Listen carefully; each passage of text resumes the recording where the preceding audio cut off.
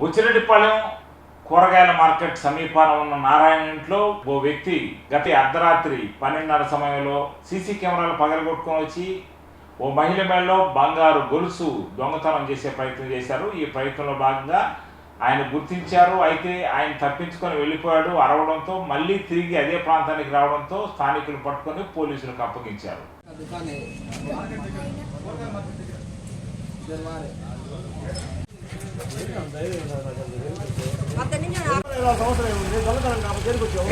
ఎవరు నువ్వు అసలు ఏం పని చేస్తావు? నువ్వు పని చేసి పక్కన ఇంకా ఇచ్చావు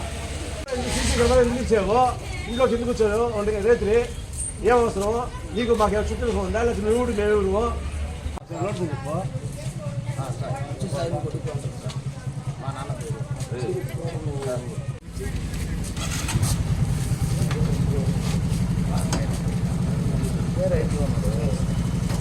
పోయినాను. పోయే లోపల వాడు చెయ్యి వచ్చేసింది లోపలికి.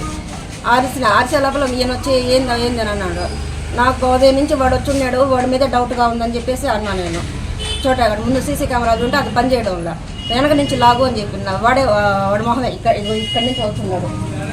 ఇక్కడి నుంచి వచ్చి లోపలికి పోయి అక్కడి నుంచి తల ఉంచుకొని పోయి అది తీసేసాడు. ఇక్కడి నుంచి తల ఎత్తాడు, వాడు కనిపించాడు. ఇక్కడి నుంచి తల తీసుకుని పోయి అది ఇంచేసి అరగంట సేపు వెయిట్ చేశాడు. వచ్చిందేమో 12:45కి. నేను బాత్రూమ్ పోయింది 12:17కి వాడు వచ్చింది. 12:45కి నేను బాత్రూంలో పోయినా. అబ్బాయి మీకు ఇంతకుముందు తెలుసా? చిన్నప్పుడు మా దగ్గర పని చేసినాడు వాడు 15 సంవత్సరాల క్రితం.